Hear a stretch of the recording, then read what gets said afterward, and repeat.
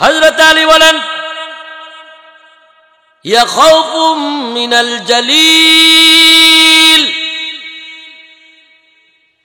তাকওয়া মানে হচ্ছে আল্লাহর ভয় হৃদয়ের মধ্যে রাখা।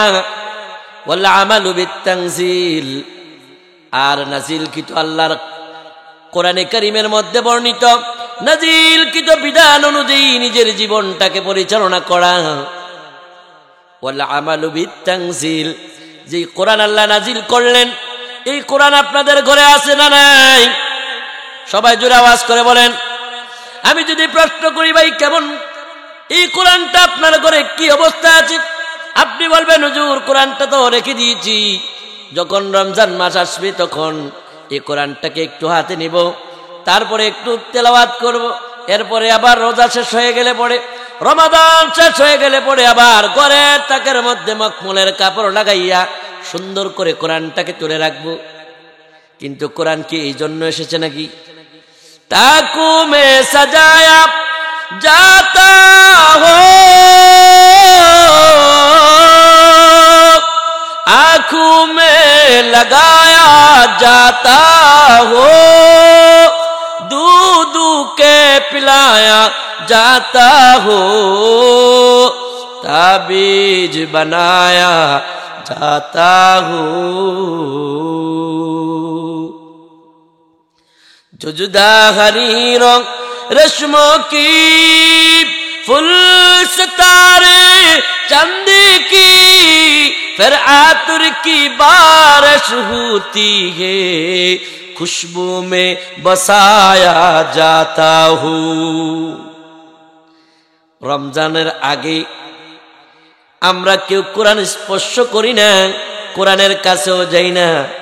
রোজা আসলে পরে কোরআনটাকে একটু মখমলের কভার থেকে খুলে কোরআনটা একটু পড়ার চিন্তা করি, চেষ্টা করি। কিন্তু এই কোরআন তো শুধু পড়ার জন্য আসে নাই, কোরআন এসেছে এই কোরআন দিয়ে আপনার পুরা জীবনটাকে সাজানোর জন্য। এই কোরআন দিয়ে আপনি আপনার পরিবারটাকে নিজেকে সাজাবেন, আপনার পরিবার পরিজনকে সাজাবেন, এই কোরআন দিয়ে আপনার সমাজ ব্যবস্থাকে সাজাবেন, এই কোরআন দিয়ে আপনার ব্যবসা প্রতিষ্ঠানকে সাজাবেন, এই কোরআন দিয়ে আপনার মেল ফ্যাক্টরিকে সাজাবেন, এই কোরআন দিয়ে আপনি কলকারখানাকে সাজাবেন, এই কোরআন দিয়ে আপনি আপনার অফিস আদালতকে সাজাবেন, এই কোরআন দিয়ে আপনি আপনার অর্থ মন্ত্রণালয়, আপনার সমস্ত মন্ত্রণালয়গুলোকে সাজাবেন, এই কোরআন দিয়ে আপনি আপনার জাতীয় সংসদ সুন্দর করে সাজাবেন। এই কোরআন দিয়ে দেশের প্রত্যেকটি জনপদ যদি সাজানো যেত, মানুষগুলো তো মানুষ থাকতো না, মানুষগুলো আল্লাহর ফেরেশতায় রূপান্তরিত হয়ে যেত, ঠিক কিনা? আমার ভাইয়েরা, সাহাবায়ে কেরামদেরকে আল্লাহর নবী বলেন, জাদ্দিদু ঈমানাকুম, ও আমার সাহাবীরা, তোমরা তোমাদের ঈমানকে নবায়ন করো, নতুন করো। সাহাবীরা যখন এই প্রশ্ন করলেন, ওগো নবীজি, কেমন করে আমরা আমাদের ঈমানটাকে নবায়ন করব, নতুন করব? তখন আল্লাহর নবী সাহাবীদেরকে বললেন, কাসিরু যিকরু লা ইলাহা ইল্লাল্লাহ, লা ইলাহা ইল্লাল্লাহ। এমনি করে করে তুমি যখন আল্লাহ পাকের জিকির করবে, আল্লাহ তাআলা তোমার দিলের মধ্যে যে ঈমান আছে ওই ঈমানটাকে আবার নতুন করে সাজায়া দিবে। জাদ্দিদু ঈমানাকুম, তোমরা তোমাদের ঈমানকে নবায়ন করো, নতুন করো। তাহলে ঈমান কি করা যায়? নতুন করা যায়, নতুন করে সাজায়া গোছায় আবার হৃদয়ে রাখা যায়। সেটার পদ্ধতি কি? জিকির করা। কি করা? জিকির খুদা মে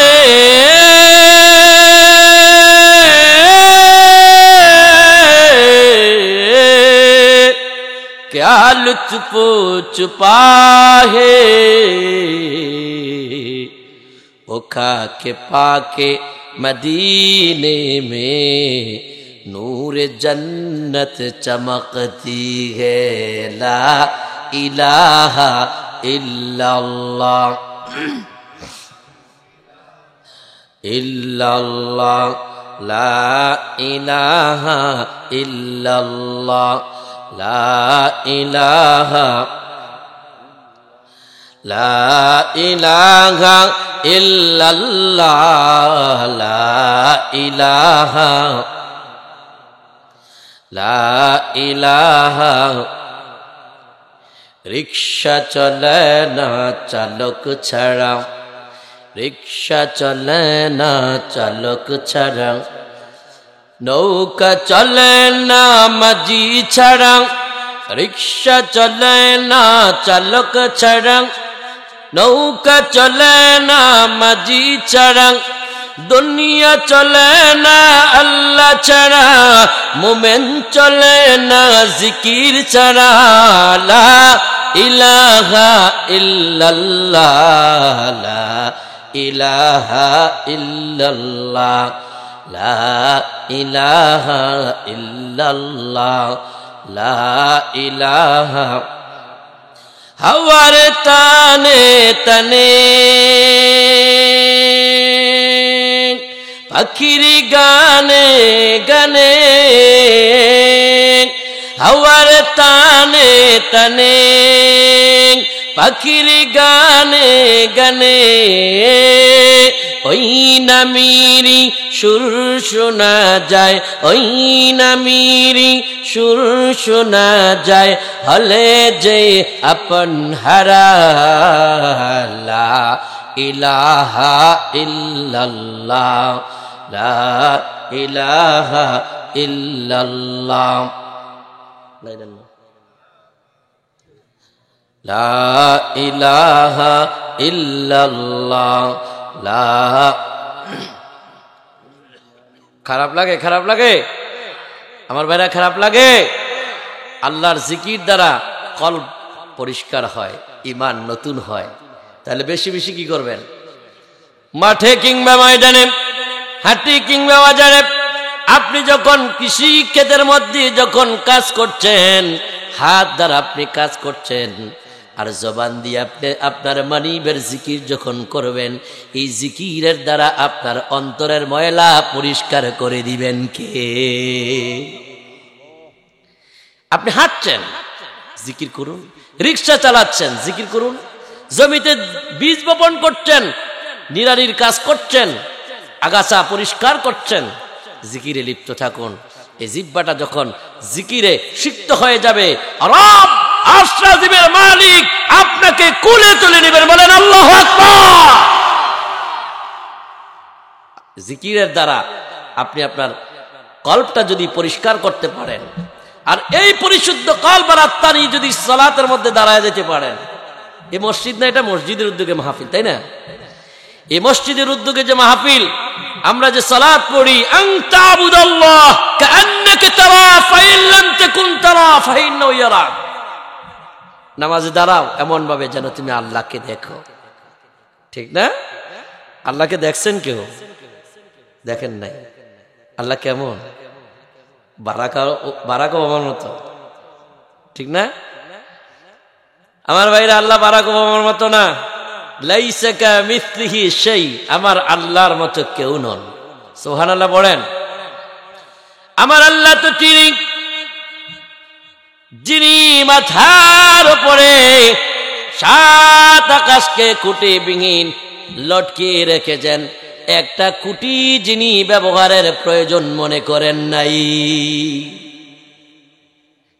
এই মাহফিলটা যে প্যান্ডেলটা বাঁধছেন আপনারা, খুঁটি ছাড়া পারছেননি।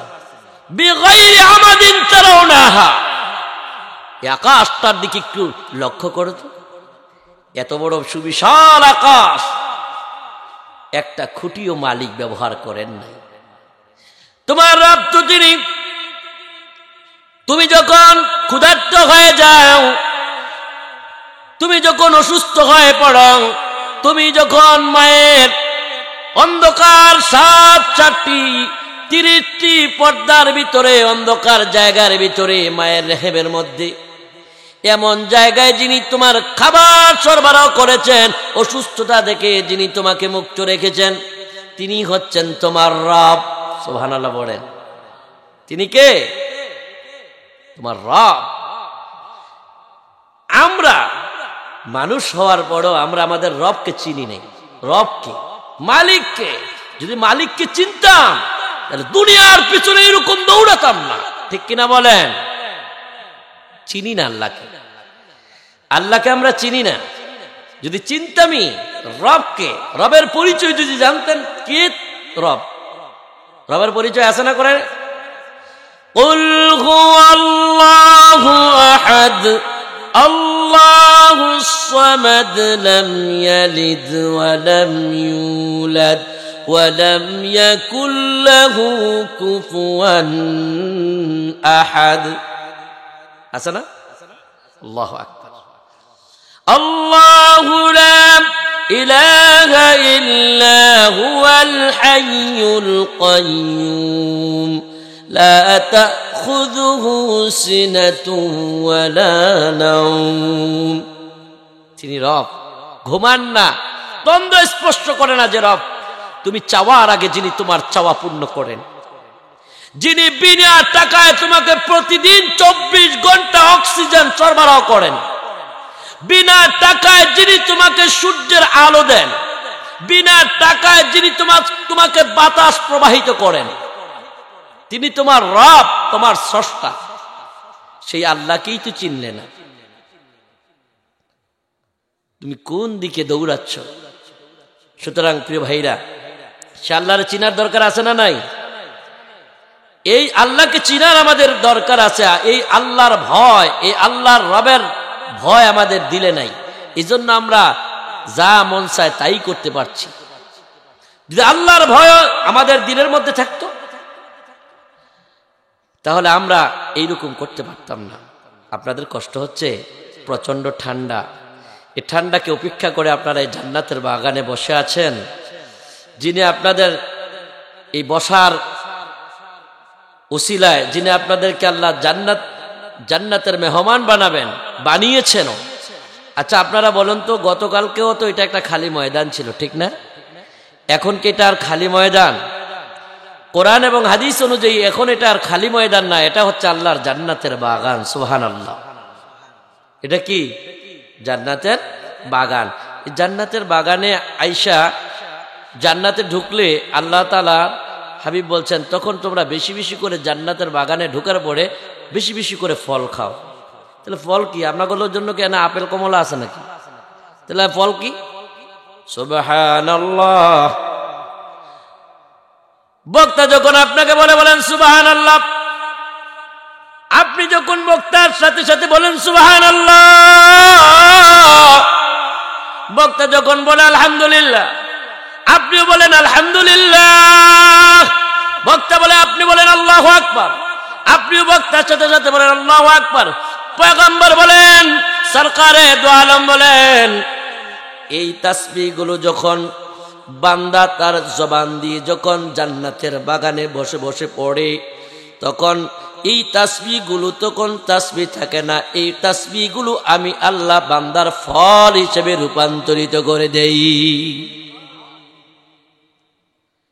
আমার ভাইরা, এজন্য রাসূল করিম সাল্লাল্লাহু আলাইহি সাল্লাম বলেন, যখন তোমরা জান্নাতের বাগানের পাশ দিয়ে গমন করো, তার থেকে তোমরা বেশি বেশি করে ফল আহরণ করো।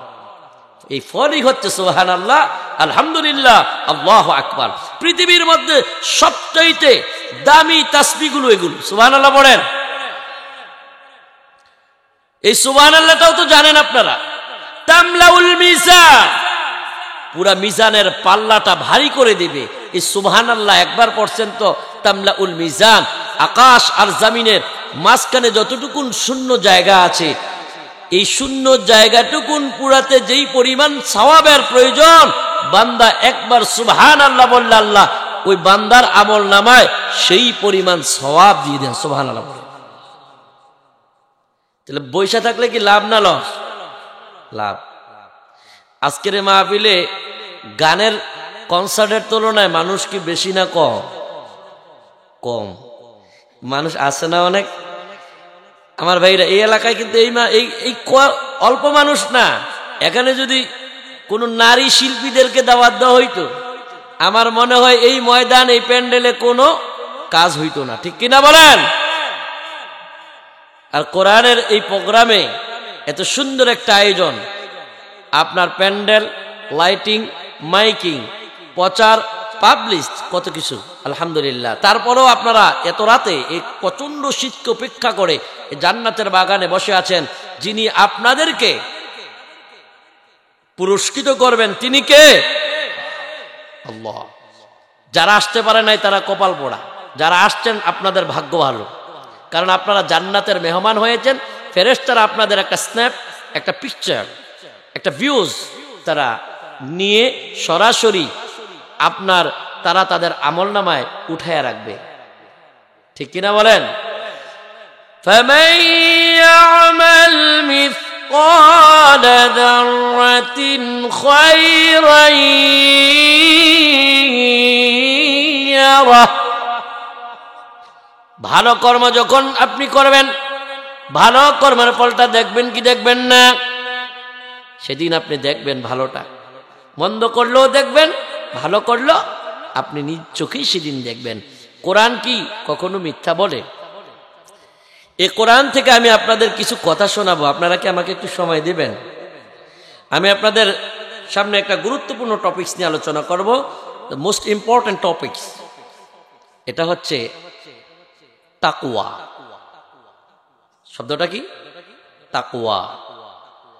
তাকওয়ার আবিধানিক অর্থ হচ্ছে আল্লাহর ভয়। কার ভয়? আল্লাহর ভয়।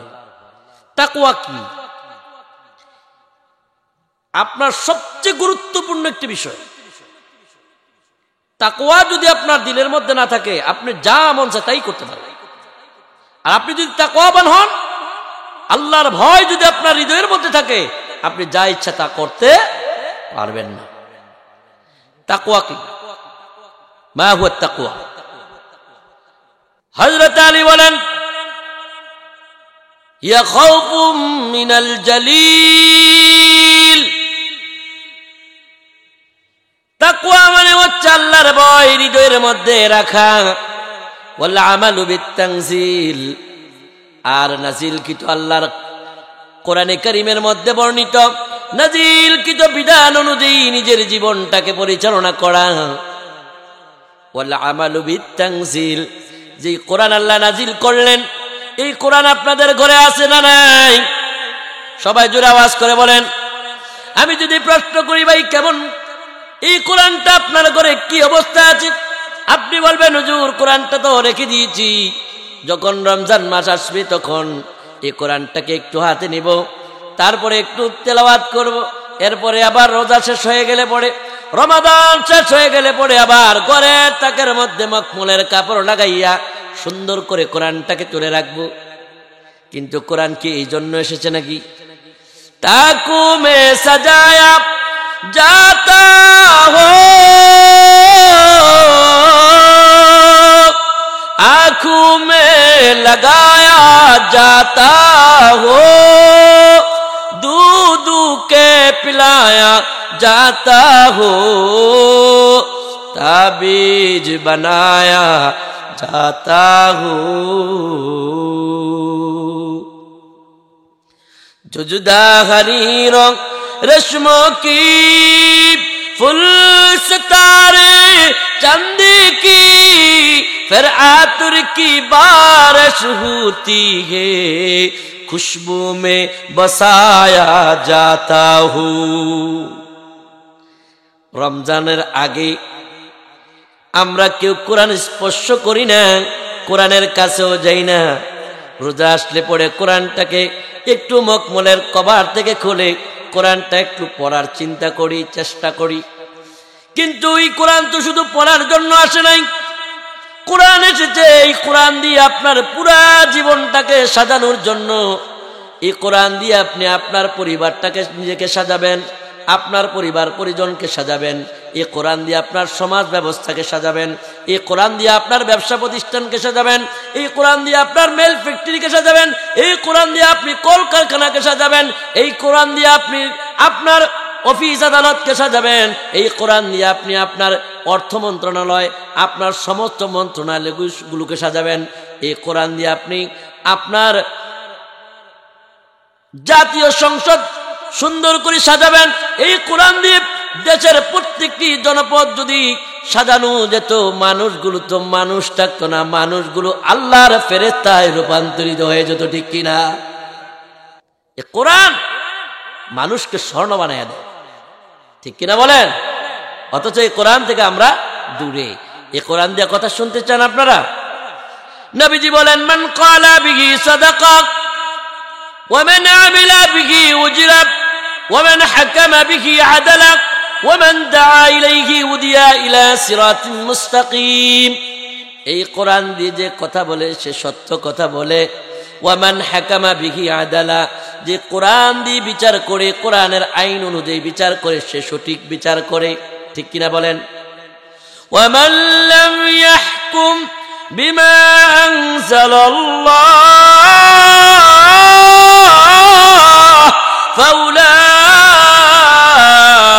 ফাউলাইক। আল্লাহ তাআলা বলেন, এই কোরআন দিয়া যে বিচার মীমাংসা করে, বিচার মীমাংসা করে, সে সঠিক বিচার করে। ওয়া মান লাম ইয়াহকুম বিমা আনজালাল্লাহ, যে কোরআন দিয়া বিচার করে না, বিচার ফয়সালা করে না, ফাউলাইকা হুমুল কাফিরুন। আল্লাহ এক জায়গায় বলেন সে হচ্ছে কাফের, যে কোরআন দিয়া বিচার করে না। আর এক জায়গায় আল্লাহ বলেন ফাউলাইকা হুমুল ফাসিকুন, সে হচ্ছে ফাসিক। আমার ভাইরা, এইরকম ভাবে কোরআনের মধ্যে আছে। এই কোরআন দিয়ে যদি সমাজ ব্যবস্থাটা সুন্দর করে চালানো যেত, সমাজের মধ্যে এত দ্বন্দ্ব, কোলাহল, ঝগড়া বিবাদ, হত্যা রাহাজানি, দর্শন, খুন খারাপি, মারামারি, কাটাকাটি, পারিবারিক অশান্তি, এগুলো থাকতো না, সব দূর হয়ে যেত। দুর্ভাগ্য, এই কোরআন পড়ি শুধু মানুষ মারা গেলে, ঠিক কিনা বলেন? মুমূর্ষ অবস্থায় যখন রুগী শুয়ে পড়ে, মনে হয় যে রুহটা যায় অবস্থায় আছে, তাড়াতাড়ি করে ইয়াসিন পড়ো, চতুর সাইড দিয়ে বৈশা তেলাওয়াত শুরু হয়ে যায়, ঠিক কিনা? এই জন্য কি কোরআন আসছে? কোরআন আসছে কেন? কোরআন আসছে লিতুখরিজান নাস মিনাজ যুলুমাতি ইলান নূর, গোটা পৃথিবীর মানব জাতিকে, মানবতাকে আলোর পথ দেখানোর জন্য। এই কোরআন আপনাদের ঘরে আছে না? এই কোরআনে সুদের কথা আসেনি, কথা বলে না। এই কোরআনে সুদের কথা আছে না নাই? ঘুষের কথা আছে না নাই? পর্দার কথা আছে না নাই? হালাল হারামের কথা আছে না নাই? এই কোরআনে তো সব আছে না?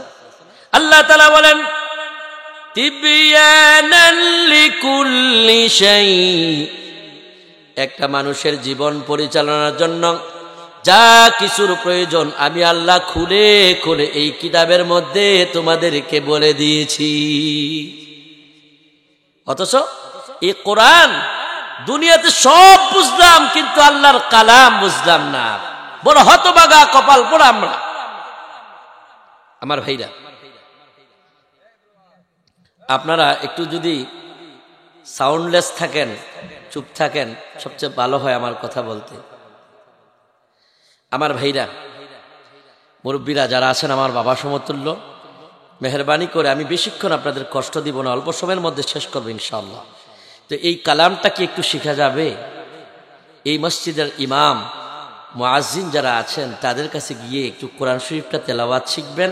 আর যারা বাংলা ভাষাভাষী আছেন, মাঝে মাঝে একটু কোরআন শরীফ আপনাকে কি বলে বলে ডাকছে, একটু বোঝার চেষ্টা করবেন। এ কোরআনে সব আছে না? আমার ভাইয়েরা, বর্তমান পৃথিবীর সবচেয়ে বড় জ্ঞানী আব্দুল্লাহ বিন বাজকে প্রশ্ন করা হলো, ও আব্দুল্লাহ বিন বাজ, একজন খ্রিস্টান নারী প্রশ্ন করলেন, বলুন তো দেখি, আপনি বলেছেন এই কোরআনের মধ্যে আপনার আল্লাহ বলেছে সব কিছুর বর্ণনা আছে, বলুন তো দেখি 1 কেজি আটা দ্বারা কয়টা রুটি হবে? কোরআনের কোন জায়গার মধ্যে বর্ণনা আছে? 1 কেজি আটা দ্বারা কয়টা রুটি হবে? কোরআনের কোথায় আছে? আব্দুল্লাহ বিন বাজ অবাক হয়ে গেলেন। ওই খ্রিস্টান মহিলাকে বললেন, শুনো, 1 কেজি আটা দ্বারা কয়টা রুটি হবে এই কথাটাও তো আল্লাহর কালামের মধ্যে আছে, তবে আমি তো রুটির দোকানদার নই, যে আমি তোমাকে বলে দেব 1 কেজি আটা দ্বারা কয়টা রুটি হবে। কারণ এই প্রশ্নের ব্যাপারে আল্লাহ তাআলা কোরআনের 1500 বছর আগে বলে দিয়েছেন, ফাসআলু আহলা যিকর, যে জানলে ওয়ালাকে তোমরা প্রশ্ন করো। সুতরাং এই প্রশ্নটা যদি তুমি ওই রুটির দোকানদারকে করো, সকালবেলা যিনি পরোটা বানায়, রুটি বানায়, ওই রুটির দোকানদারকে যখন তুমি বলবে 1 কেজি আটা দ্বারা কয়টা রুটি হবে, অনায়াসে সে বলে দিবে তোমাকে 1 কেজি আটা দ্বারা কয়টা রুটি তৈরি করা যাবে। সুবহানাল্লাহ, জ্ঞান লাগবে। আব্দুল্লাহ বিন বাজ তিনি বলে দিলেন, ফাসআলু আহলা যিকর, আমি রুটির দোকানদার না, আমি কোরআন দিয়ে তোমাকে সমাধান দিতে পারি। এই কথাটাও আল্লাহ তাআলা কোরআন শরীফে 1500 বছর আগে বলে দিয়েছেন, 1 কেজি আটা দ্বারা কয়টা রুটি হবে। ওই রুটিওয়ালাকে জিজ্ঞেস করলেই তুমি পেয়ে যাবে। সুতরাং আল্লাহ 1500 বছর আগে বলছেন ফাসআলু আহলা যিকর, যে জানে তাকে তুমি প্রশ্ন করো। সুবহানাল্লাহ বলেন। তাহলে তিবিয়ানান লিকুল্লি শাই, এই কোরআনে সব বিষয়ের বর্ণনা আছে, এর মধ্যে কোনো সন্দেহ আছে নাকি? This is the book, this is the constitution, there is no doubt this book. আছে নাকি সন্দেহ? কিতাবে সন্দেহ আছে?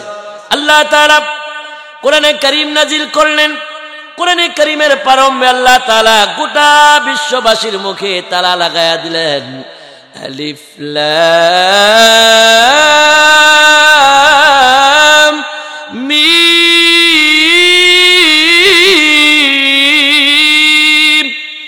যালিকাল কিতাবু লা রাইবা ফীহি হুদাল লিল মুত্তাকিন।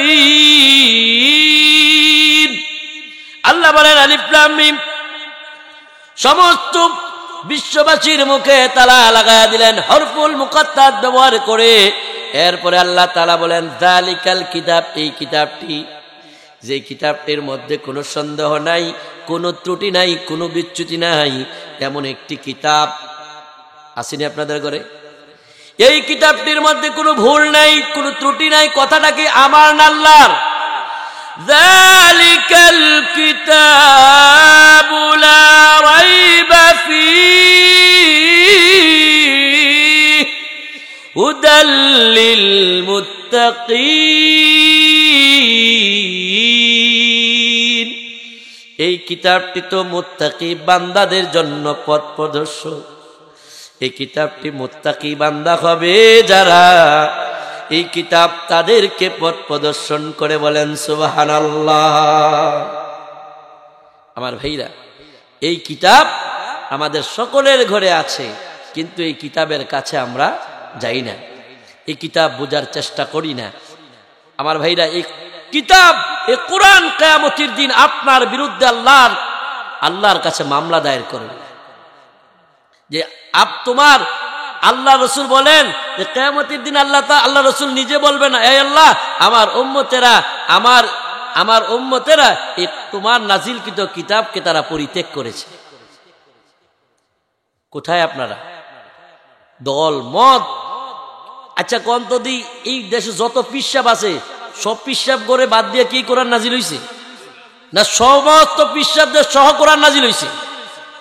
আল্লাহ তো কইলে পারতেন যে চরমনাইয়ের দিক দিয়ে দিলাম এই কিতাবটা, শশিনার দিক দিয়ে এটা, আপনাকে কিশোরগঞ্জ জেলার জন্য একটা এরকম কিতাব দিলে পারতেন না? আল্লাহ একটি নির্ভুল কিতাব দিয়েছেন গোটা বিশ্ববাসীকে, গোটা জাতিকে হেদায়াতের দিকে ডাকার জন্য, যে কিতাবটির মধ্যে কোনো সন্দেহ নাই। কিতাবটির বাড়ি কোথায়? কিতাবের বাড়ি কোথায়? এটা মানুষের লিপিবদ্ধ কোনো কথা না, মানুষের মন গড়া কোনো কথা না। এই কিতাব যিনি পাঠিয়েছেন, এই কিতাবের বাড়িটা কোথায়? আল্লাহ বলছেন, বাল হুয়া কুরআনুম মাজিদুন ফি লাওহিম মাহফুজ।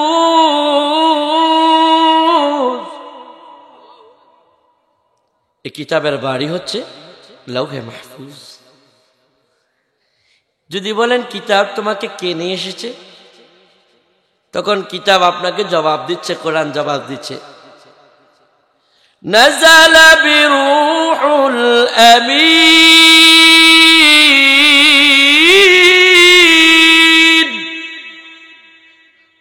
রুহুল আমিন, রুহুল কুদ্দুস, জিব্রাইল আমাকে নাজিল করেছে। সুবহানাল্লাহ। কখন এসেছো? কোরআন আপনাকে জানায় দিচ্ছে কখন এসেছে। শাহরু রমাদান আল্লাযী উনজিলা ফীহিল কুরআন।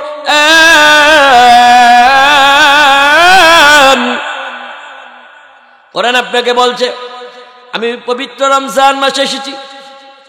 ও তাই? দিনে এসেছো না রাতে? কোরআন বলছে আপনাকে ইন্না আনজালনাহু ফী লাইলাতিল কদর। আমি মহিমান্বিত রজনী লাইলাতুল কদরের রাতে এই পৃথিবীতে এসেছি। সুবহানাল্লাহ পড়ুন।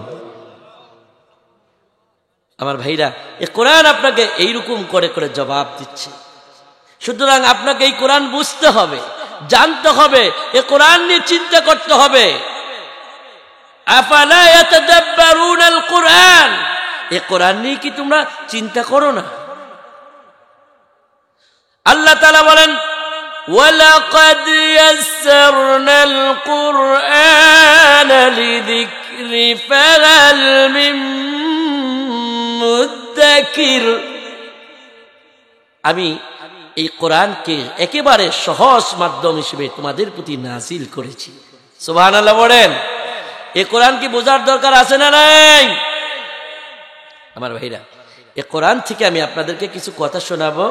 সেই বিষয়টি হচ্ছে তাকওয়া। তাকওয়া কি?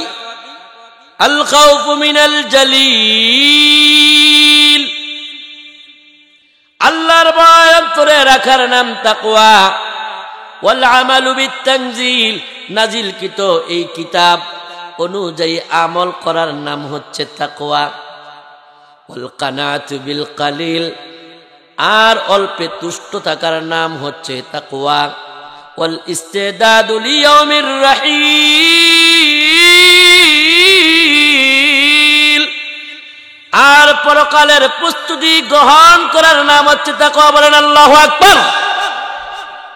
আমার ভাইরা, আব্দুল্লাহ ইবনে ওমরের নাম শুনেছেন আপনারা?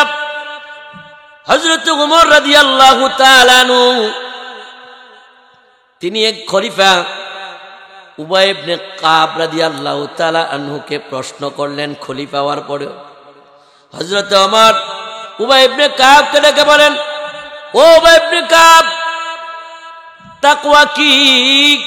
হযরত উবাই ইবনে কাব বললেন, তাকওয়া কি? আমাকে প্রশ্ন করলেন ওমর, আপনি কি কখনো কণ্টকাকীর্ণ কাঁটাযুক্ত, দুই পাশে কাঁটাযুক্ত সরু চিকন রাস্তা কখনো কি পাড়ি দিয়েছেন?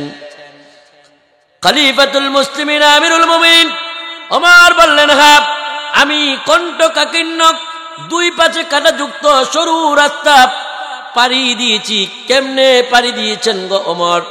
খলিফাতুল মুসলিমিন আমিরুল মুমিনিন ওমর বলেন, আমি খুব সতর্কতার সাথে আমি আমার জামাগুলোকে গুটাইয়া নিলাম এবং রাস্তা পার হওয়ার জন্য দুই পাশের কাঁটায় বেজে যেন আমার জামা নষ্ট না হয়ে যায়, এই জন্য আমি আমার কাপড় গুটিয়ে খুব সতর্কতার সাথে রাস্তা পাড়ি দিয়েছি। এবার উবাই ইবনে কাব ওমরকে বলেন, এই দুনিয়াতে বসবাসের ক্ষেত্রে এইরকম সতর্কতার সাথে চলার নাম হচ্ছে তাকওয়া।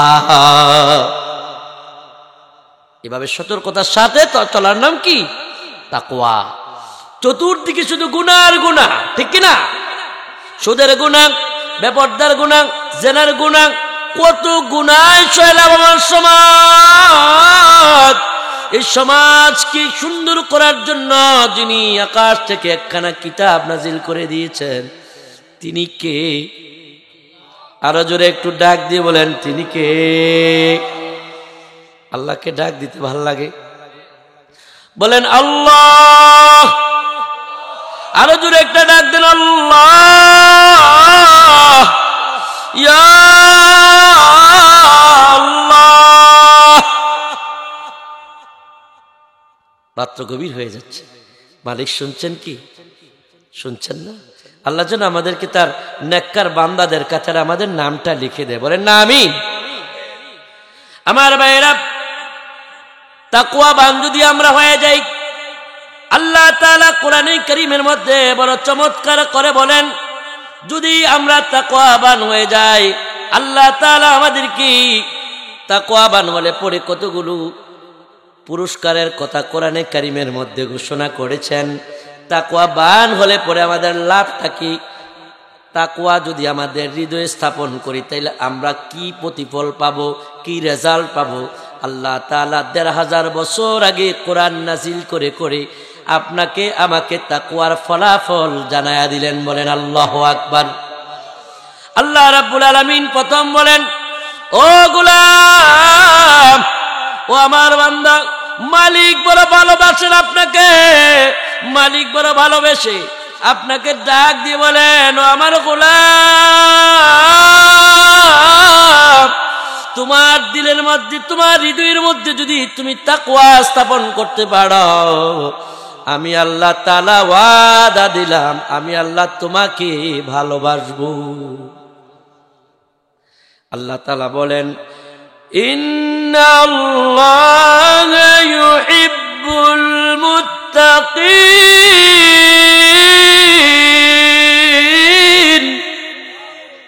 আল্লাহ তাআলা বলেন, যারা আমি আল্লাহকে ভয় করি, যার হৃদয়ে তাকওয়া আছে, আমি আল্লাহ তাআলা ওই গোলামদেরকে ভালোবাসি, বলেন আল্লাহু আকবার। শুধুই ভালোবাসি না, আল্লাহ রাব্বুল আলামিন বড় চমৎকার করে কোরআনে কারীমের মধ্যে বলছেন, যদি আপনি আর আমি তাকওয়াবান হয়ে যাই, লাভটা কি হবে আল্লাহ আমাদের জানায়া দিচ্ছেন। আল্লাহ বলেন, ইয়া আইয়ুহাল্লাযীনা আমানুত্তাকুল্লাহ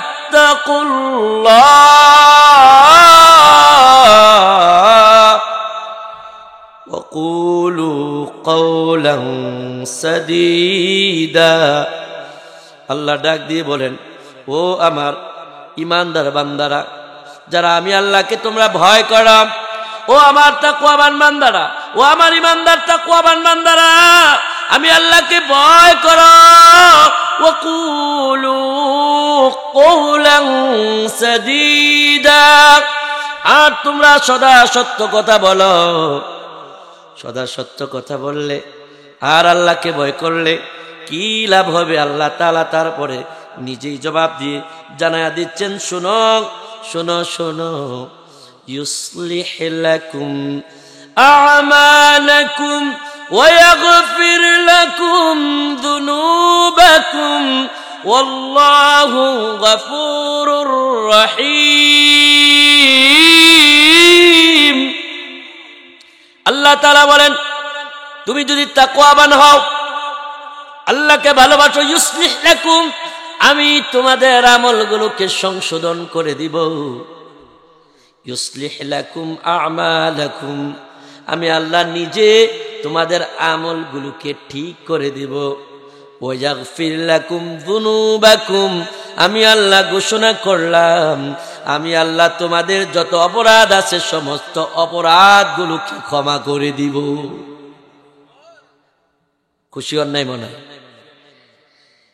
যদি তাকওয়াবান হয়ে যান, আল্লাহ তাআলা বলেন, ও গোলাম, তাকওয়াবান হয়ে গেলে পরে আমি আল্লাহ তোমাদের আমলগুলোকে ঠিক করে দিব। আর আমি আল্লাহ ওয়াদা করলাম, আমি আল্লাহ তোমাদের আমলনামায় যত গুনাহ আছে আমি আল্লাহ গুনাহগুলোকে ক্ষমা করে দিব।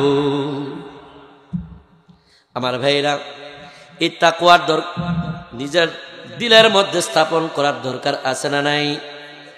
আমার ভাইরা, তাকওয়া যদি আমরা অর্জন করতে পারি, তাকওয়াবান বান্দা যদি হতে পারি, আল্লাহ তাআলা ঘোষণা করলেন, কোরআনে কারীম বলছে, ওয়ালাউ আন্না আহলাল কুরআ আমানু ওয়াত্তাকাউ লাফাতাহনা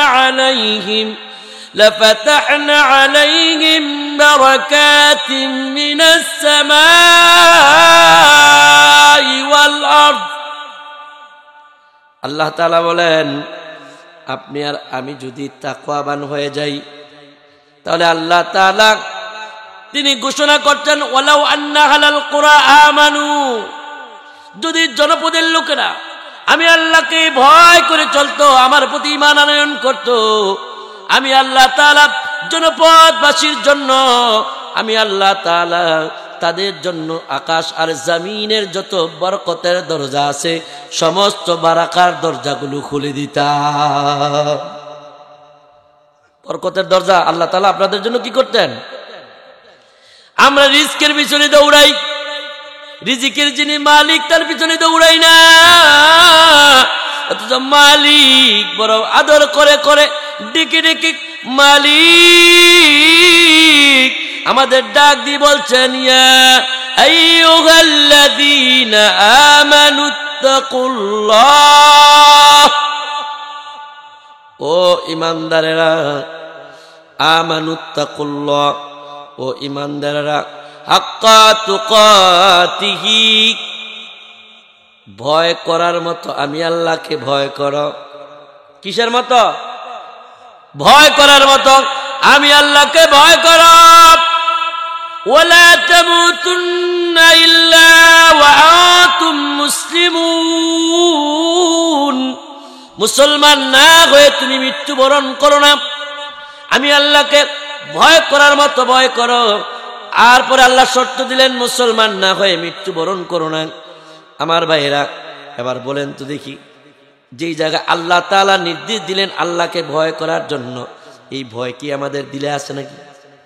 যদি আল্লাহর ভয় দিলের মধ্যে থাকতো, রাস্তার ইট চুরি করে আমি নিতে পারতাম না, ঠিক কিনা বলেন? জনগণের গম আমি চুরি করতে পারতাম না, ঠিক কিনা বলেন? বিধবা ভাতা মেরে খেতে পারতাম না, গরিব অসহায় মানুষের টাকা মেরে খেতে পারতাম না, রাস্তা বরাদ্দের টাকা আমার পকেটে ঢুকাতে পারতাম না, ঠিক কিনা বলেন? রাষ্ট্রের কোষাগারের টাকা নিজের মনে করে আমার নিজের পকেটে ঢুকাতে পারতাম না। যদি তাকওয়াবান আমি হয়ে যেতাম, রাষ্ট্রের কোষাগারের টাকা রাষ্ট্রের কোষাগারেই থাকতো, ঠিক কিনা? গরিব মানুষের টাকা গরিব মানুষের হাতে পৌঁছাতো। আপনারা তো জানেন সবকিছুই।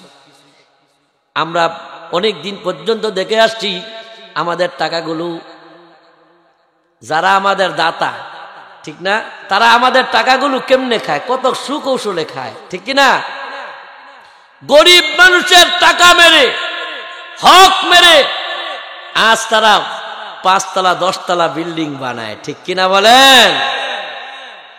এই বিল্ডিং এ শান্তি আছে আপনারা বলেন? আহা, এই যে এত বছর, বিগত 15টা বছর যে যেমনে পারছে, যেই দিক থেকে পারছে, ডাইনে বামে, দেখেন নাই অল্প সময়ের মধ্যে আঙ্গুল ফুলে কলা গাছ হয়েছে, ঠিক কিনা বলুন? আজ তারা কোথায়? এই গরিব মানুষের উপরে শোষণ যারা করেছে, নির্যাতনার নিপীড়নের স্টিম রুল যারা চালিয়েছে, আজ তারা কোথায়? তারা আছে আজ? জালিম বেশি দিন স্থায়ী হয় না। জালিমের জুলুম করেছে, তারা বেশি দিন টিকে থাকতে পারে না, ঠিক কিনা? জুলুমবাজরা ক্ষমতার মস্তক জুলুম করে কোনোদিন ক্ষমতার মস্তকে টিকে থাকা যায় না। ফেরাউন পারে নাই, সাদ্দাত পারে নাই, হামান পারে নাই, কারুন পারে নাই, তোমরাও পারবে না, ঠিক কিনা? তোমরাও পারবে না। মামুর বাড়ি পালাইছে, ঠিক কিনা? আপনারা বিগত অনেক দিন আগের কথাটা একটু চিন্তা করেন তো। এই দেশের একজন জনপ্রিয় তাফসীর কারক আল্লামা দেলোয়ার হোসেন সাইদি, তিনি খুব সুন্দর করে বলেছিলেন, মাননীয় প্রধানমন্ত্রী, আমরা আপনার শত্রু নই, আপনার শত্রু আপনার পাশের চেয়ারে। আপনার বাবার যেই দশা হয়েছিল, আপনার পাশের চেয়ারের লোকগুলো আপনার সেই দশা করে ছাড়বে। আজ কি তা বাস্তবে রূপ নিয়েছে? জোরে বলুন। আজকে তা বাস্তবে রূপ নেয় নাই? আমার ভাইরা, আজ তিনি বলেছিলেন, মাননীয় প্রধানমন্ত্রী, এমন একটা সময় আসবে ইন্দুরের গর্তে পালানোর কোন রাস্তা খুঁজে তোমরা পাবা না, ঠিক কিনা? আজ তারা বাঁচার জন্য ইন্দুরের গর্ত করছে, দেখেন নাই? বিচারপতি মানিককে করতে পিড়ে ধরে আছে বাঁচার জন্য টুপি আর দাড়ি রেখা। আপনি চিন্তা করছেন নৌকায় গিয়ে উঠছে এত বড় বাংলাদেশের এত বড় মাপের একজন শিল্পপতি, নাম কি সালমান এফ রহমান, সাদা দাড়িগুলো পর্যন্ত বাঁচার জন্য কাটা লাগছে, ঠিক কিনা? এরা কি পরিমাণ অন্যায় করছে আপনি চিন্তা করছেন? দাড়িগুলো পর্যন্ত কাটা লাগছে। তার দাড়িগুলো কি আসলে এটা কি মুসলমানের দাড়ি আছিল নাকি মুনাফিক মার্কা দাড়ি? জোরে বলেন। এ দাড়ি কোন মুসলমানের আদর্শের দাড়ি ছিল না, এটা ছিল মুনাফিক মার্কা দাড়ি, ঠিক কিনা? সালমান এফ রহমানের মতো ব্যক্তি যদি দাড়ি কাইটা নৌকা নিয়ে পড়ার লাগে, লঙ্গি বইরা গেঞ্জি গায়ে দিয়ে, এই দেশের মানুষ আর কি দেখতে চায়? পৃথিবীর ইতিহাসে এমন কোন রেকর্ড নাই, পৃথিবীর ইতিহাসে এইরকম কোন নজির নাই যেই দেশের পার্লামেন্টের 300 জন সদস্য তারা পালায়া যায়, দেশ ছেড়ে পালায়া যায়, আছে এরকম নজির? তাহলে কি পরিমাণ জুলুম আমাদের প্রতি করছে তারা। দেশটাকে তারা ইন্ডিয়া বানাতে চাইছিল, ঠিক কিনা? আমরা ইন্ডিয়ার দালাল নয়, ঠিক কিনা বলেন? আমরা এই দেশকে স্বাধীন করেছি, ঠিক কিনা? আমরা এই দেশকে ভালোবাসি, দেশের জন্য আমরা রক্ত দিতে রাজি আছি, ঠিক কিনা? ইন্ডিয়া আমাদের মাথায় লবণ রাইকা সুকৌশলে বড়ি খাইছে, ঠিক কিনা? আমরা আর তা দিতে চাই না। বহুত জ্বালাইছো আমাদেরকে। আমার ভাইরা, যারা এই জুলুম অন্যায় অপরাধের সাথে সম্পৃক্ত, এই জুলুমবাদদের চিত্র আল্লাহ তাআলা যুগে যুগে তুলে রেখেছেন, ঠিক কিনা? সিরু ফিল আরদ ফানজুর কাইফা কানা আকিবাতুল মুকাজ্জিবিন। আল্লাহ তাআলা বলেন, দুনিয়া ভ্রমণ করো আর আমার মুকাজ্জিব যারা ছিল, আমাকে যারা মিথ্যা মনে করেছিল, প্রত্যেকটা মিথ্যাবাদী মুকাজ্জিবদের অবস্থা আমি কি করেছি তোমরা তাকায়া তাকায়া দেখো, আর তার থেকে তোমরা শিক্ষা গ্রহণ করো। সাদ্দাত, হামান, কারুন, ফেরাউনের মতো কেউ কি বাঁচতে পারছে? ফেরাউন খালি হুজুরে দৌড়ায়। মুসা আলাইহিস সালাম হুজুর না, মাথায় পাগড়ি, মুখে দাড়ি, হাতে লাঠি। ফেরাউন তখন মুসা আলাইহিস সালামের মতো হুজুরে খালি দৌড়াইতে দৌড়াইতে নিচে কোন নীল নদের বা লোহিত সাগরের পারে নিয়ে গেছে। লোহিত সাগরের পারে যখন নিচে, আল্লাহ বলেন, ও মুসা, তুমি একটা কাজ করো, তোমার হাতের লাঠিটা একটু লোহিত সাগরের মধ্যে ফেলে দাও। হযরত মুসা হাতের লাঠি যখন লোহিত সাগরের মধ্যে ফেলে দিলেন, অন্য একটা সুন্দর বিশাল রাস্তা তৈরি হয়ে গেল। ফেরাউন মনে করলো মনে হয় তার বাপদাদার দিনের রাস্তা এটা। মুসা আলাইহিস সালাম পাখি দাড়ি আর ছড়ি নিয়ে সামনের দিকে দৌড়ায়, ফেরাউনও পিছে পিছে দৌড়ায়, ঠিক না? মনে করছে আমার বাপদাদার তো বানাইছে, এবার দৌড় মারি মুসা আলাইহিস সালামের পিছনে হুজুরে দৌড়ে হেপার উড়াইবে। এই দেশে বহুত হুজুরে দেখেন নাই আপনারা? এই বিগত 14টা বছর আমরা কোরআনের কথা বলতে পারি নাই, ঠিক কিনা বলেন? এই দেশের মানুষ কোরআনের কথাগুলো শুনতে পারে নাই। যেখানে এই কোরআনের কথা হয়েছে সেখানে 44 আপনার প্রশাসন আইসা মাহফিল বন্ধ করেছে, ঠিক কিনা বলেন? তারা তাদের এক নায়কত্ব কায়েম করতে চেয়েছে, কিন্তু এই দেশের জনগণ তা হতে দেয় নাই। এই দেশের তরুণ যুব সমাজ জেগে উঠেছে, ফুঁসে উঠেছে, তারা আরেকটা স্বাধীনতা অর্জন করেছে, ঠিক কিনা? স্বাধীনতা ধরে রাখতে চায় কি চাই না? আর এই দেশে এই ধরনের নোংরামি অপরাধীকে আমরা করতে দিব না, ঠিক কিনা বলেন? আমার ভাইরা, এ কোরআনে কারীম আমাদের যে শিক্ষা দেয়, এই জমিনে কার আইন প্রতিষ্ঠিত হবে? আরে জোরে বলুন, এই জমিনে কার আইন প্রতিষ্ঠিত হবে? মসজিদ ইমাম সাহেব, আপনাদের মসজিদের ইমাম সাহেব আপনাদের কত সুন্দর কোরআন দিয়ে বুঝায়, ঠিক না? মসজিদের ওয়াজ কি মসজিদও থাকেনি, বাইত গেলে আর থাকে না, মসজিদ পর্যন্ত, ঠিক না? দাদা আর নাতি গেছে ওয়াজ শুনতে, দাদা আর নাতি ওয়াজ শুনতে গেছে মাহফিলে। এই রাতের বাজে 12টা, মাহফিল যখন শেষ হয়েছে, এখন মাঝখানে পড়ছে ছোট্ট একটা খাল। খাল পারিব কেমনে? হুজুরে তো ওয়াজের সময় কয়ে দিছে যে আপনারা কেউ গুসলেন্ডি দিয়েন না, গুসলেন্ডি দন কবিরা গুনা। এখন নাতিরে লইয়া এই খাল বাড়িব কেমনে, নৌকো নাই। দাদা নাতিরে কয়, নাতি তুই একটা কাম কর, আমার পিছে পিছে হাঁট, আমার পিছে পিছে হাঁট। তো নাতি পিছে পিছে হাঁটতে হাঁটতে আইতেছে, আর দাদাই কি করতেছে, এদিক দিয়ে লুঙ্গি তুলতে তুলতে মাথা পর্যন্ত বাঁধছে। এখন নাতি দাদারে ডাক দিয়ে কয়, দাদা হুজুরে না কইছে আডুর উপরে কাপড় তোলা কবিরা গুনাহ, আপনি দি মাথার উপরে বেঁধে লাইছেন। এবার দাদা নাতিরে কয়, হেপারের ওয়াজ হেপার রাখ, এফার আনিস না। হেপারের ওয়াজ হেপার থাক, তাইলে তো এফার হওয়া সম্ভব না। মসজিদের ইমাম সাহেবের ওয়াজ তো মসজিদের ভিতরে থাকে, মসজিদের ভিতর থেকে আমাদের ঘর পর্যন্ত পৌঁছায় না, ঠিক কিনা? ওই হেপারের ওয়াজ হেপারে থাকে, এফার আর ঢুকে না, ঘরে আর ঢুকে না, নিজের ভিতরে আর ঢুকে না, ঠিক কিনা? এই হচ্ছে আমাদের অবস্থা।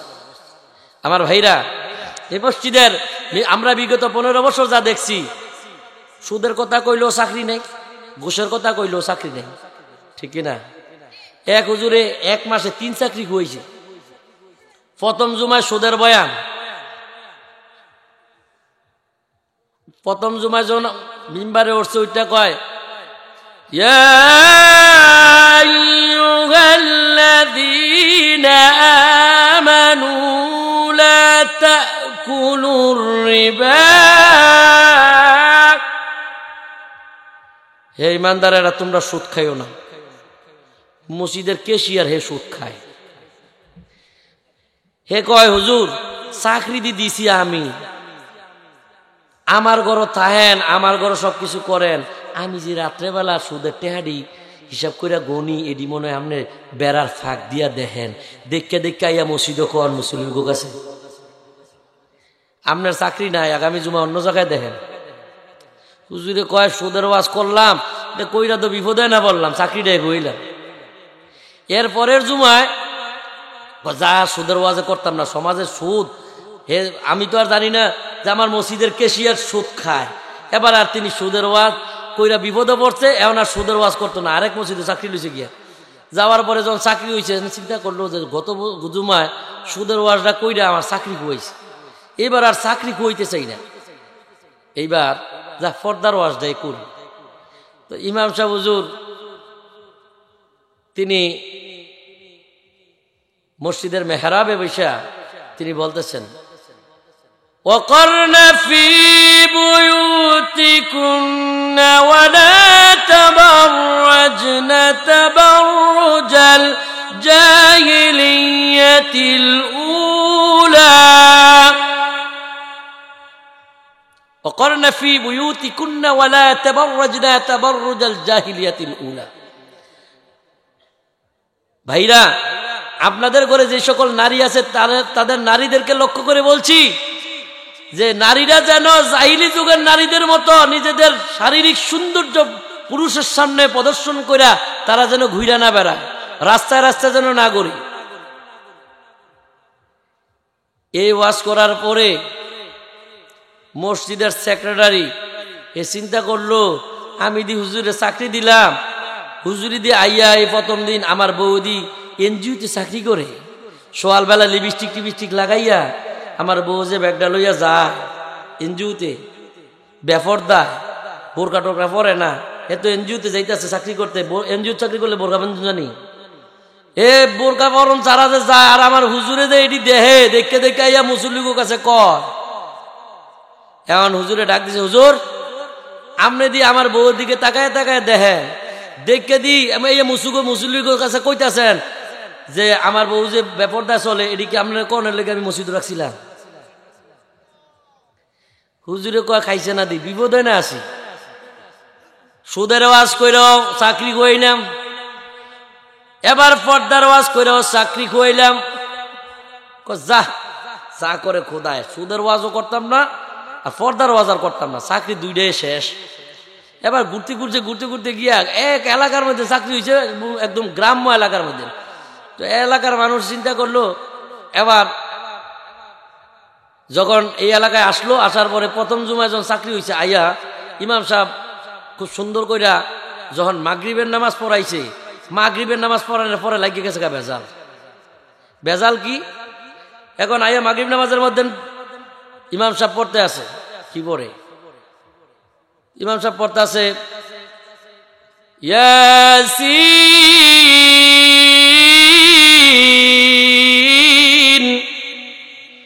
ওয়াল কুরআনিল হাকীম ইন্নাকা লামিনাল মুরসালিন। ইমাম সাহেব যখন এই তেলাওয়াত করছে প্রথম দিন আইয়া মাগরিব নামাজও, এখন মসজিদের এই সেক্রেটারি উঠে কয় হুজুর চাকরি দিছি আমি, আপনি দি প্রথম দিন আইয়া ওই সভাপতির নামে আর সভাপতির বাহের নামে সূরা পড়ছে। হুজুরে কয় কি রে? আমি পড়লাম কোরআন শরীফ থেকে সূরা ইয়াসিন, এখন সভাপতির নাম হয়েছে ইয়াসিন, হ্যার বাপ মরে গেছি গে, হ্যার নাম হয়েছে হাকিম। এখন হে চিন্তা করছে যে আমি তো সূরা বইরে অতি বিপদ আছি, চাকরি টিহারের কোনো কায়দা নেই।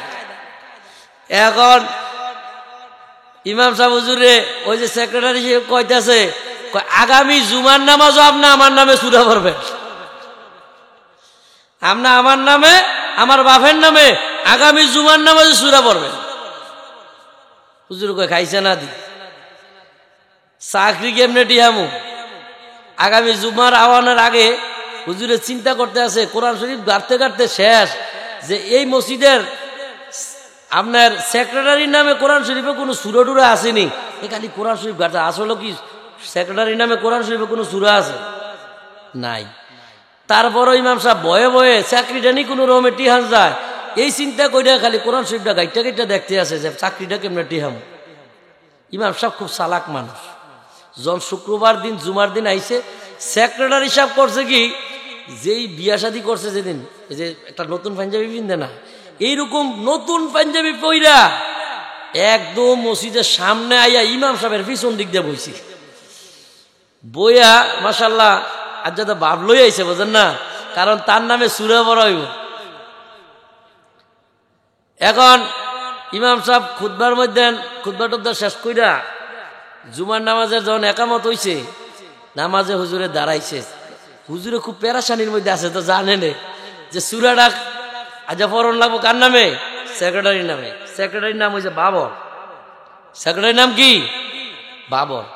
ইমাম সাহেব হুজুর নামাজের মধ্যে দাঁড়াইয়া চিন্তা করলেন বাবরের নামে সূরা কোরআন শরীফ পাই নাই, তো একটা ডিজিটাল কায়দা মারণ লাগবে। ডিজিটাল কায়দা ছাড়া কোনো উপায় নাই। ইমাম সাহেব হুজুর নামাজের মধ্যে যখন দাঁড়াইয়া কইতেছে গায়রিল মাগদুবি আলাইহিম ওয়ালাদ-দাল্লিন,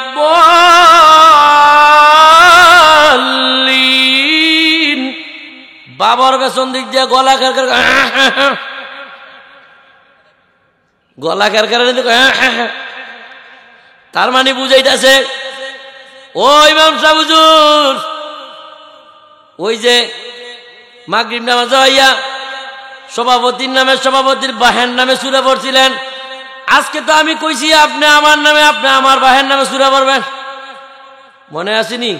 গলা খেরগিরি দিয়ে ইমাম সাহেবরে মনে করিয়া দিতেছে। কি কর আমাকে দেশে দেখবেন ইমাম সাহেব যদি সালাম ফিরিতে একটু দেরি হয় খালি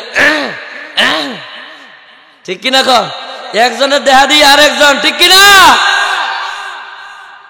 এই গলা খেরখেরাইয়া ওই বাবরে ইমাম সাহেব মনে করে দিতেছে। ইমাম সাহেব হুজুর খুব চিন্তা কইরা একটা কৌশল কইরা ডিজিটাল সূরা মারছে। ডিজিটাল সূরাটা শুনবে? ইয়া বাবর আতা কলবুন ওয়া আবুকাল কিনজির ওয়া জাদ্দুকাল হিমার ওয়া ইন্নাকুমুল জাহিলুন। সুবহানাল্লাহ কোন ওর মিয়া এনা সুবহানাল্লাহ আছে, এটা ডিজিটাল সূরা মিয়া, এটা ডিজিটাল সূরা। ইয়া বাবর অর্থ হে বাবার আতা কালবুন, তুই একটা কুত্তা, ও আবু কাল খিনজির, তব বাপ একটা শুয়োর, ও জাদ্দু কাল হিমার, তোর দাদা একটা গাধা, ও ইন্নাকুমুল জাহিলুন, তোকে 14 গোষ্ঠী হইছে মূর্খের দল। আমার আর চাকরির দরকার নাই। সালাম যখন বিরাইছে, এবার কেশিয়ার সভাপতি উঠতে কয়, হুজুর বাবরের নামে সূরা পাইলেন কই? বাবরের সূরা কোরআন শরীফে কোন জায়গায় আছে? হুজুরে কয় চাকরি টিহানের লেগে পড়ছি। কি টিহানের লেগে? চাকরি কেনার জন্য হুজুরে কয় চাকরি টিহানের লেগে পড়ছি। 2 জুমায় 2টা কুয়েছি, এখন আইয়া চিন্তা করছি চাকরিটা ডিজিটাল কায়দা টিহান যায়নি, দেখলাম ডিজিটাল কায়দাও চাকরি টিকে না।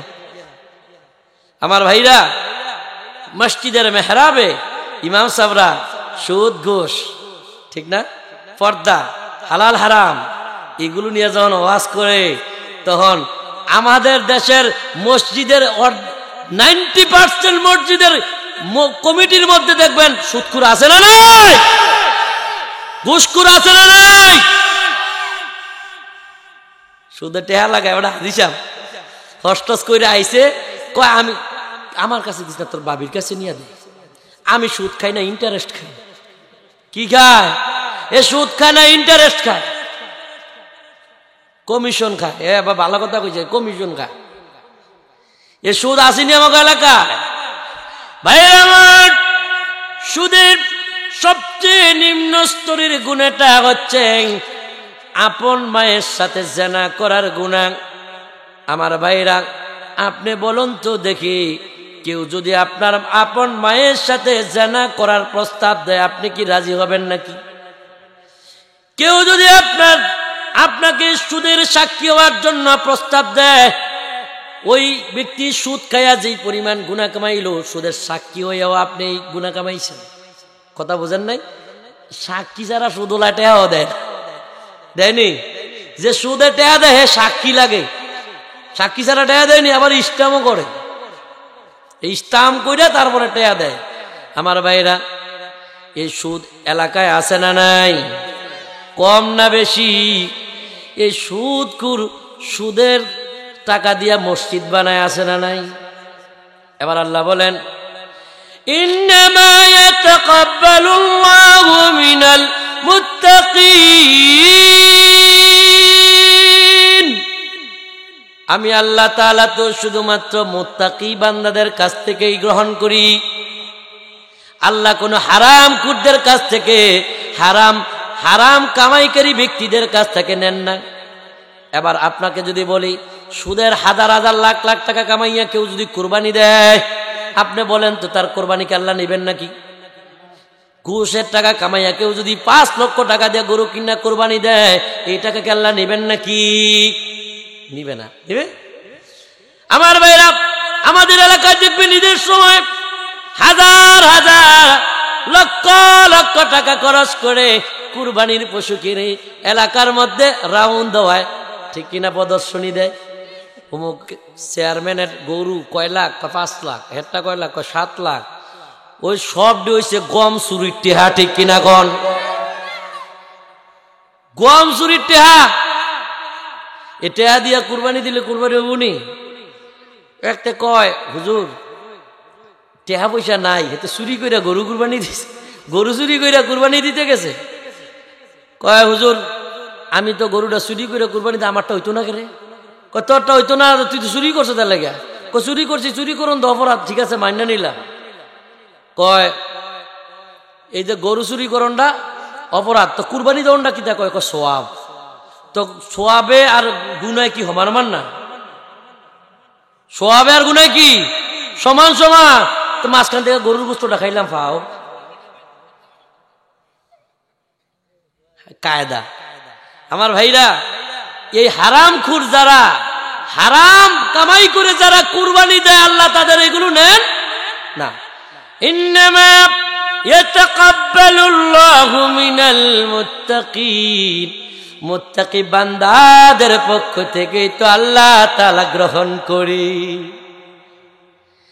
লা ইয়ানালাল্লাহা লুহুমুহা ওয়ালা দিমাউহা ওয়ালাকিন ইয়ানালুহুত তাকওয়া মিনকুম।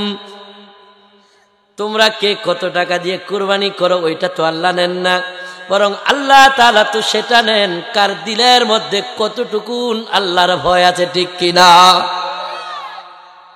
কত লাখ টাকা দিয়ে কুরবানি দিছ, গরু কিনছ, এইগুলো আল্লাহ নেন না। আল্লাহ যেটা নেন সেটা হচ্ছে মনের তাকওয়া, দিলের তাকওয়া। আল্লাহকে ভয় করে তুমি একটা বকরিও যদি কুরবানি করো সেটা আল্লাহ নিয়ে নিবেন। সুবহানাল্লাহ বলো। আমার ভাইরা, আর লম্বা করব না, অনেকটা সময় হয়ে গেছে। আর দুইটা পয়েন্ট বলে আমি শেষ করব ইনশাআল্লাহ। আমি বলছিলাম তাকওয়ার উপরে কথা। আমরা যদি তাকওয়াবান হই, আল্লাহ তাআলা বলেন ওয়ালিমান খাফা মাকামা রাব্বিহি জান্নাতান।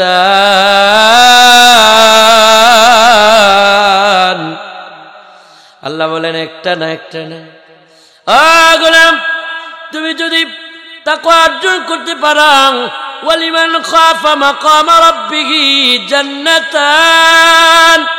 আল্লাহ বলেন একটা না, একটা না, আমি আল্লাহ দুইটা জান্নাত তোমার জন্য বরাদ্দ করে রেখেছি।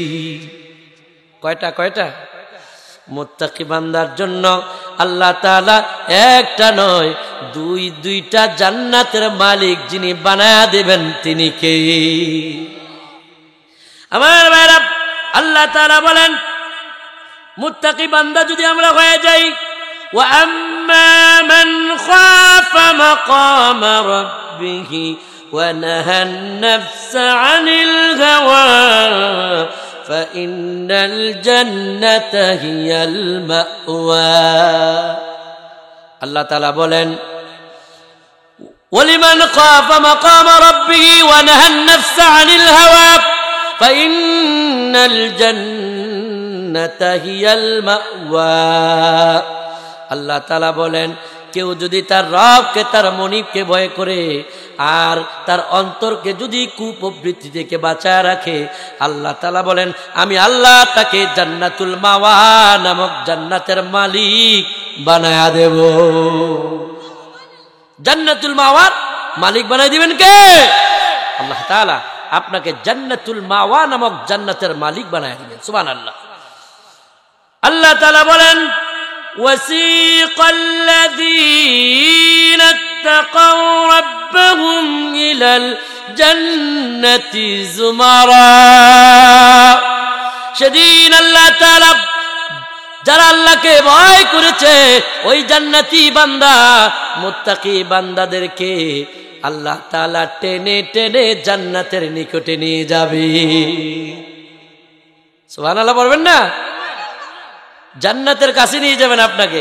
এরপর আল্লাহ তাআলা বলেন ওয়াসারিউ ইলা মাগফিরাতিন মির রাব্বিকুম ওয়া জান্নাতিন আরদুহাস সামাওয়াতু ওয়াল আরদ উইদ্দাত লিল মুত্তাকিন।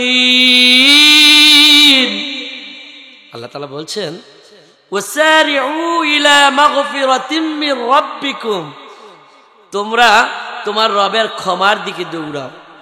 ওয়া জান্নাতিন আরদুহাস সামাওয়াতু ওয়াল আরদ, আল্লাহ তাআলা বলেন তোমার রবের ওই জান্নাতের দিকে দৌড়ে আসো যেই জান্নাতের পরিধি এত বিশাল, এত বড়, আকাশ আর জমিনটা জোড়া লাগালে যত বড় হবে, তোমার মানিব তোমার জন্য যে জান্নাতের ব্যবস্থা করে রেখেছেন সেই জান্নাতটা তার চাইতে আরো বড় হবে। সুবহানাল্লাহ। আমার ভাইরা, আল্লাহ তাআলা বলেন ওই জান্নাতটা তোমার রব তোমার জন্য প্রস্তুত করে রেখেছেন। উইদ্দাত লিল মুত্তাকিন, মুত্তাকি বান্দা যারা আল্লাহ বলেন এমন জান্নাত আমি আমার মুত্তাকি বান্দাদের জন্য প্রস্তুত করে রেখে দিয়েছি, তৈরি করে রেখেছি। বলুন আল্লাহু আকবার। আমার ভাইরা, এই জান্নাতে আপনারা যেতে চান নাকি? চান না? এই জান্নাতে যেতে চান না? আল্লাহ তাআলা বলেন ইন্নাল মুত্তাকিনা ফি জান্নাতিন ওয়া উয়ুন, মুত্তাকি বান্দারা সেদিন জান্নাতের বাগানে প্রসবনে তারা ডুবে থাকবে। আপনি যখন মুত্তাকি বান্দা হয়ে যাবেন, আল্লাহ তাআলা আপনাকে জান্নাতের মালিক বানায়া দিবে, আর জান্নাতের নিয়ামতগুলোর মধ্যে আপনি ডুবে থাকবেন। আল্লাহু আকবার। আমি বলি না, কোরআন বলে, কোরআন বলে। আমি যতগুলো কথা বলার চেষ্টা করেছি মোটামুটি কোরআন থেকে বলার চেষ্টা করছি। আমার ভাইয়েরা, আল্লাহ রাব্বুল আলামিন বলেন, والذين اتقوا فوقهم يوم القيامة, কিয়ামতের দিন আল্লাহ তাআলা কাফেরদের উপরে মুত্তাকি বান্দাদেরকে মর্যাদায় ভূষিত করবে। কাদের উপরে?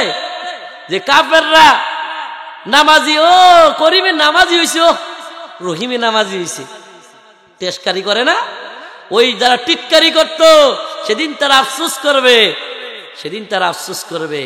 আর করিম সেদিন জান্নাতের প্রসবনে, জান্নাতের বাগানে নাজ নিয়ামতের মধ্যে ডুবে থাকবে। সুবহানাল্লাহ। আর সেদিন আল্লাহ তাআলা ওই টিটকারিওয়ালাদের উপরে আপনাকে বিজয় করে দিবেন, কাফেরদের উপরে আপনার মর্যাদা বৃদ্ধি করে দিবেন, কাফেরদের উপরে আপনার আসন হবে, কাফেরদের উপরে আপনার মর্যাদা হয়ে যাবে। সুবহানাল্লাহ। আল্লাহ রাব্বুল আলামিন বলেন, فمن اتقى وأصلح فلا خوف عليهم ولا هم يحزنون। আল্লাহ বলেন, যারা তাকওয়া অবলম্বন করে এবং ভালো কাজ করে, فمن اتقى وأصلح فلا خوف عليهم ولا هم يحزنون। আল্লাহ বলেন, তার কোনো ভয় নাই, তাদের কোনো চিন্তা নাই। যারা সংশোধন হয়ে যায়, ইসলাহ হয়ে যায়, আল্লাহকে ভয় করে যারা ইসলাহ হয়ে যায়, সংশোধন করে নেয়, ফালা খাউফুন আলাইহিম, তাদের কোনো ভয় নাই, তাদের কোনো চিন্তাও নাই। সুবহানাল্লাহ। তাহলে এই ভয়কে আল্লাহর ভয়টা কি দিলে রাখা যাবে? আল্লাহর ভয় যদি প্রত্যেকটি মানুষের অন্তরে থাকে, আপনি সুদ খেতে পারবেন না, ঘুষ খেতে পারবেন না, জেনা করতে পারবেন না, ব্যবসায় মাপে কম দিতে পারবেন না, ব্যবসায় দুর্নীতি করতে পারবেন না, কোন ধরনের অপরাধমূলক কাজের সাথে আপনি সম্পৃক্ত হতে পারবেন না, ঠিক কিনা? কোরআন বলছে আপনাকে যে আপনাকে সমস্ত অনৈতিক কাজ থেকে এই তাকওয়া আপনাকে বাঁচায় রাখবে। আপনি যে রোজা রাখেন, কার জন্য রাখেন? يا أيها الذين آمنوا كتب عليكم الصيام كما كتب على الذين من قبلكم لعلكم تتقون। আল্লাহ তাআলা বলছেন, لعلكم تتقون। রোজা কেন ফরজ করা হয়েছে?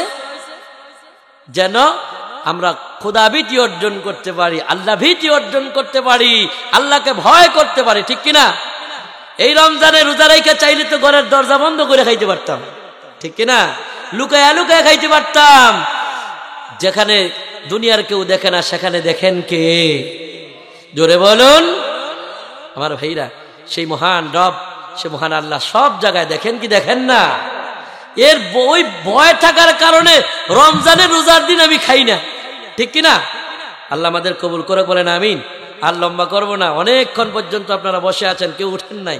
খুব ভাল লাগলো, খুশি লাগলো, আনন্দ লাগলো যে আপনারা এত চমৎকার এই আয়োজনে আপনারা সকলে বসে আছেন, সুষ্ঠুভাবে সুন্দরভাবে বসে আছেন আপনারা কোরআনের এই মাহফিলে। আসলে প্রচণ্ড ঠান্ডা। আমি যখন আসছিলাম, অনেকটা লম্বা রাস্তা, আপনার সিনজি করে আসছিলাম, ঠান্ডায় আমার শরীর কাঁপছিল। তো আমি কথা বলতে পারবো ওইরকম চিন্তা করি নাই। তারপরও আমি একটু কথা আপনাদের সামনে বলেছি। ত্রুটি বিচ্যুতিগুলো ক্ষমার দৃষ্টিতে দেখবেন। আর ইনশাআল্লাহ আগামীতে যেন কোরআনের কথাগুলো আপনাদের সামনে নিয়ে আসতে পারি। আপনারা আমার জন্য দোয়া করবেন, দোয়া করবেন না ইনশাআল্লাহ? আমিও আপনাদের জন্য দোয়া করব। আর প্রিয় আমার মোহাম্মদ আলী ভাই, খুব আমার অন্তরের মানুষ, কাছের মানুষ, বন্ধুবর, উনি আমি আপনাদের এখানে আরো একবার এসেছিলাম, আবার আপনারা আমাকে ভালোবেসে এনেছেন, সেজন্য আমি আপনাদের প্রতি কৃতজ্ঞ। আর এই কোরআনের কথাগুলো আমি শোনাই, আমি কখনো কন্ট্যাক্ট করিনি। কন্ট্যাক্ট করি না? আলহামদুলিল্লাহ, আমি এখান থেকে যাবো, যাইয়া ঢাকাতে আবার জুমা পড়াবো, এরপরে আমার মাদ্রাসার মাহফিল আবার রবিবারে। আমার একটা ব্যস্ততাও আছে। আপনারা আমার জন্য দোয়া করবেন। আপনাদের কাছে আমি নিজের জন্য, আমার আব্বা আমার জন্য দোয়া চাই, আর বিশেষ করে আপনাদের জন্য আমি দোয়া করব। আপনারা আমার জন্য দোয়া করবেন। মোহাম্মদ আলী ভাই আছেন, আরও যে ওলামাই কেরামরা যিনারা আছেন, সকলের জন্য সকলে আমরা দোয়া করব। আরেকটা কথা আপনাদেরকে বলে যাই, সেটা হচ্ছে আমরা সমাজে সকলে ভাই ভাই হয়ে, সকল মুসলমানরা এক হয়ে, এক কাতারে ভাই ভাই হয়ে মিলেমিশে চলবো। পারবো না ইনশাআল্লাহ? জোরে বলেন, পারবো না ইনশাআল্লাহ? কারা কারা মিলেমিশে চলবো একটু হাত তোলা, আল্লাহকে দেখান। লিল্লাহি তাকবীর। আমরা কখনো মারামারি করব না, কাটাকাটি করব না, আমরা প্রত্যেকেই বন্ধুর মতো চলাফেরা করব সমাজে। পারবো না ইনশাআল্লাহ? কেউ কারো গায়ে কোনো আঘাত করবেন না। আল্লাহ তাআলা কবুল করুক, বলেন আমিন। বিশেষ করে আমার মা বোনেরা যারা আছেন, আপনারাও পর্দা মেনটেনেন্স করে চলবেন। আপনারা পর্দানিশী হবেন, বেশি বেশি করে আমল করবেন। আল্লাহ যেন আপনাদেরকেও দিনদার, পরহেজগার, ইমানদার, আবেদা, জাহেদা বানায় দেয়, বলেন আমিন। আর আপনারা যারা এখানে পুরুষ আছেন, আপনারা আপনাদের স্ত্রী, ছেলে সন্তান, মেয়েগুলোকে পর্দা রাখার দায়িত্ব কি আমাগো মসজিদের ইমাম সাহেব হুজুরের নাম না গো? আপনাগো। সুতরাং আপনারা আপনাদের মেয়েদেরকে, বউদেরকে, আপনাদের ছেলের বউকে, ছেলেরা, ঠিক না, প্রত্যেকের মহিলাদেরকে আপনারা পর্দাশীল করেন, তাইলেই তো সমাজ ঠিক হয়ে যায়, ঠিক কিনা? আর বেপর্দা থাকে না। আমার মায়েরাও দয়া কইরা, বেপর্দা আপনি বাজারে যাবেন না, রাস্তাঘাটে বের হবেন না। আপনার ইজ্জত আবরুর আপনি নিজে সংযত রাখবেন, আপনার মর্যাদা আল্লাহ তাআলা বৃদ্ধি করে দেবেন, বলেন আমিন।